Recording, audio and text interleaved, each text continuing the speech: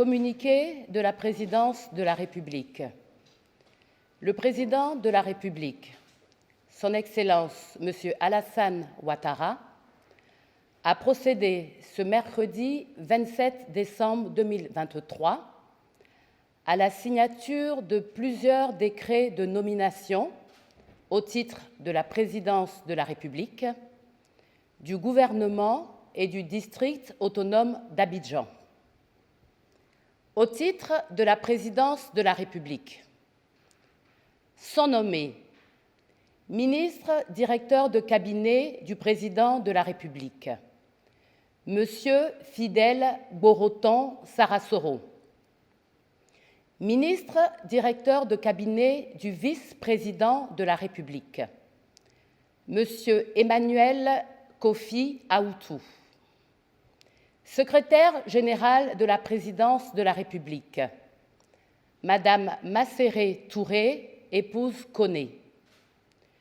Au titre du gouvernement, sur proposition du Premier ministre, chef du gouvernement, Monsieur Célestin Serré-Do est nommé ministre délégué auprès du ministre des Transports chargé des Affaires maritimes.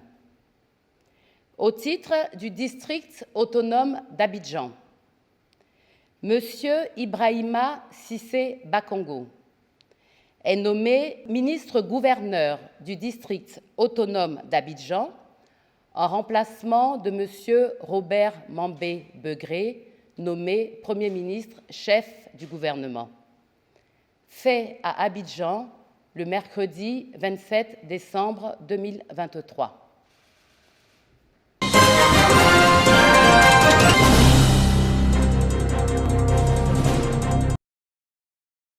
Au coude à coude avec les invités de la société civile, le peloton avec au premier rang le directeur général de la police, Youssouf Kouyaté, et plusieurs autres officiers a sillonné quelques artères de la commune de Cocody. Partie de l'école nationale de police, en passant par le carrefour La Vie, la caravane s'est achevée au point de départ.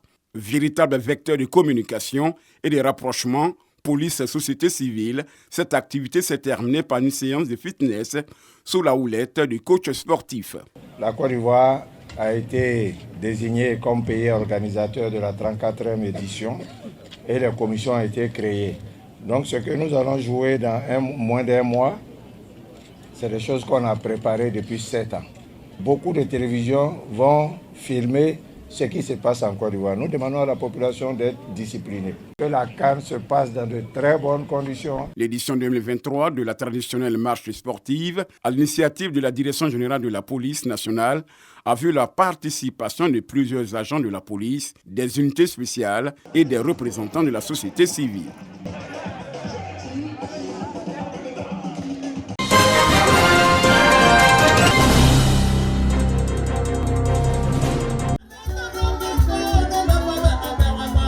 Ambiance bon enfant au sein du CNTS, le Centre national de transfusion sanguine. Ce, à l'occasion de cette cérémonie en l'honneur des travailleurs du centre faisant valoir leur droit à la retraite.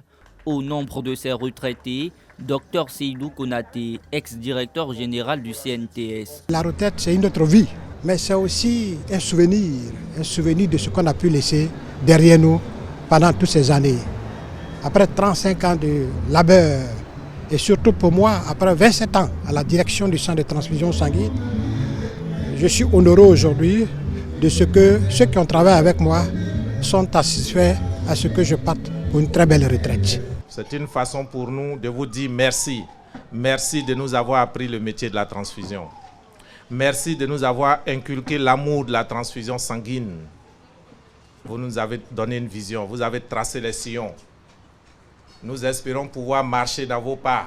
Nous espérons maintenir votre œuvre, à défaut de faire plus. Au nom du gouvernement ivoirien, la tutelle traduit sa reconnaissance à tous ces désormais ex-travailleurs du CNTS après tant d'années de service et de loyauté. Cette cérémonie est une cérémonie de reconnaissance pour les actions que les acteurs du système de santé ont menées. Le ministre souhaite dire une bonne retraite à ceux qui partent mais également les remercier et les féliciter pour le travail accompli durant plusieurs années au sein de leur institution et surtout au sein du ministère de la Santé.